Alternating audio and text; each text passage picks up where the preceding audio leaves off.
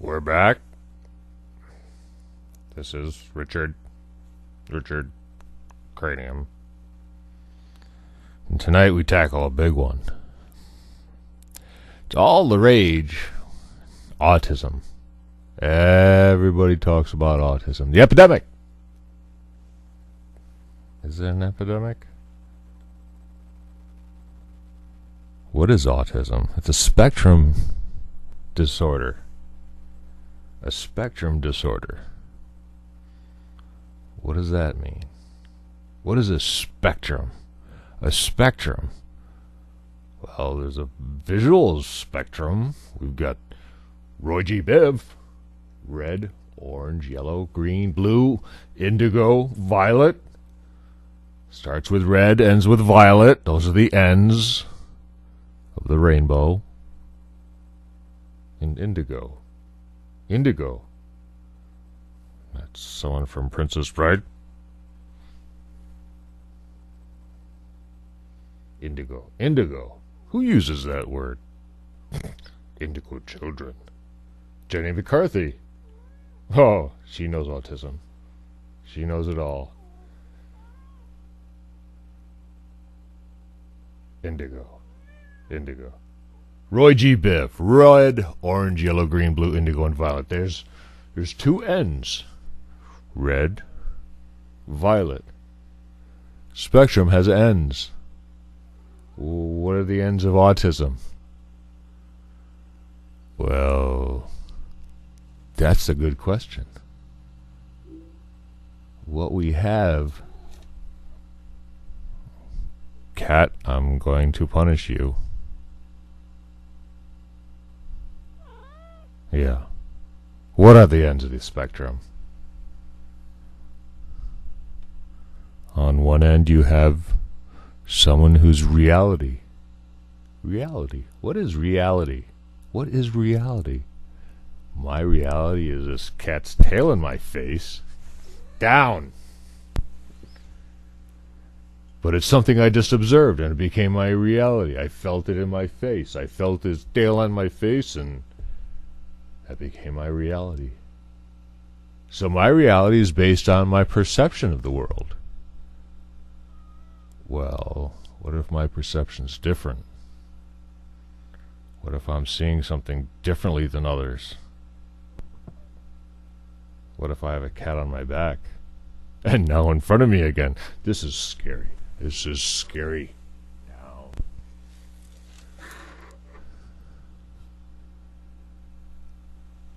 So what if my reality is different? And I see the world differently. Is my reality different then than yours? Well, my reality is everything I've experienced since I've been born. That creates my reality, and probably so for everyone else. But what if my perception is different? And I see the world, or I hear the world, or I just know the world differently. Well, my reality is going to be different than yours.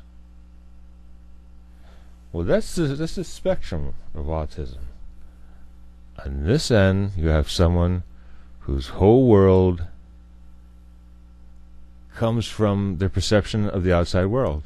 That's all they know. They have no imagination at all. There's no off into the daydreams for this person. It's completely concrete. It's everything in the outside world. Totally here and now. Luckily, I don't think there's anyone that really fits that. Yeah. You know, maybe there are. Okay, so what's the other side? Someone who's not connected to the outside world, getting nothing. And the only thing they get is imagination. And we're not going to get into what that comes from. Just, it's something. You know, we know it's there. So you have these two ends. Someone who's totally concrete, this is like here and now. And someone who's totally in bye-bye land. Living in their head. Well, if you have someone who's in maybe about a quarter, maybe a third of the way in, they live in this world, their reality is this world, but they're distracted by the imagination. That's what we call ADD. and you have coming a third of the way the other way, you have someone who's, pretty much living in their imagination, but they're distracted by this outside world that they're still connected to. That's Asperger's, high functioning. Now, granted, all the way down here, you've got severely autistic. They're just not connected. They're just not connected. And we hope it never gets that bad. Usually they're somewhere along the range there. Well, how come we can't figure out that that's the spectrum? Oh, because that would be trying to judge where someone's conscious world is. Between the outside world and the inside world. And guess what? Everyone's somewhere in between. We are all on the spectrum. But that's the spectrum. It's a spectrum of connectedness to the outside world. Now, think about it. Baby pops out. First thing it knows is what it experiences. It's all new. It's pretty loud. Pretty much enough to keep your attention. But then what happens? So after about a year and a half, all the volume controls on the outside senses are kind of turned down. They're stuck on like a 3 on a scale of 1 to 10. So, not a lot going on. This imagination starts kicking in. And you know what? It's pretty cool. Whole stories. Things that we even pick up from this outside world, we suck in. But we start drifting away from the outside world. See, and that's when the magic happens. That's when you gotta trap them. Because if you don't get through to them, if you don't draw them out, they go into that shell. And when they're in that shell, they're not listening to the outside world.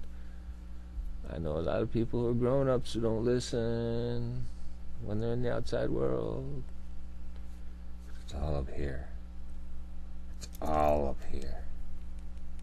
It's all in the imagination. And they will just stay there unless we draw them out. And we've got to draw them out because when they get that information going in, they start getting all the little tracks and the little connections going to the outside world.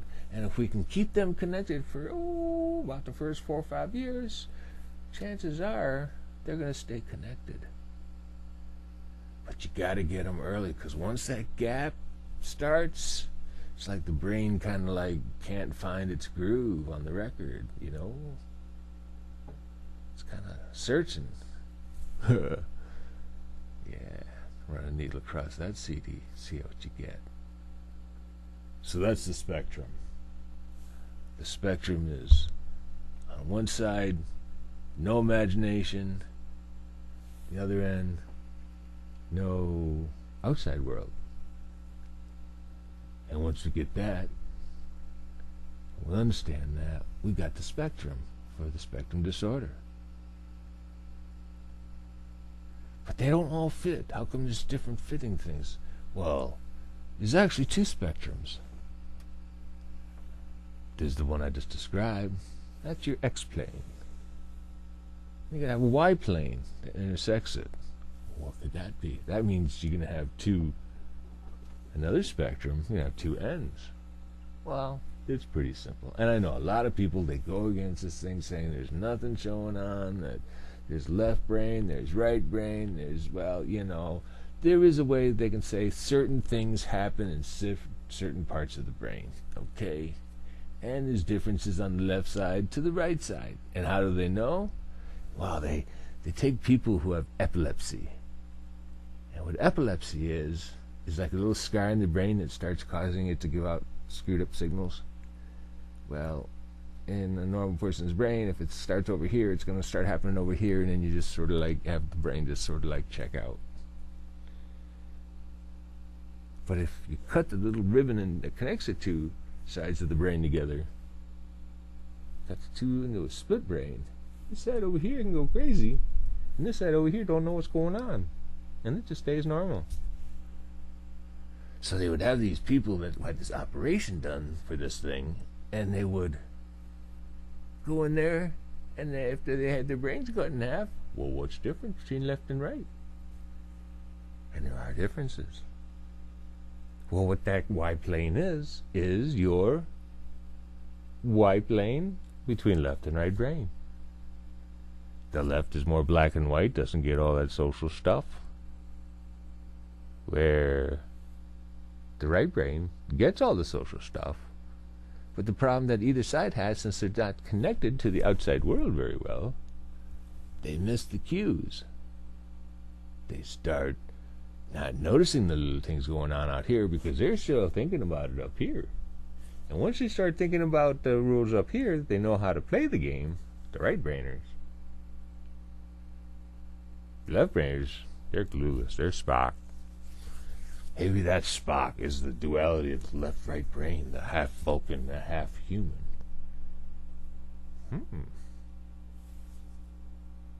Oh well, that's enough.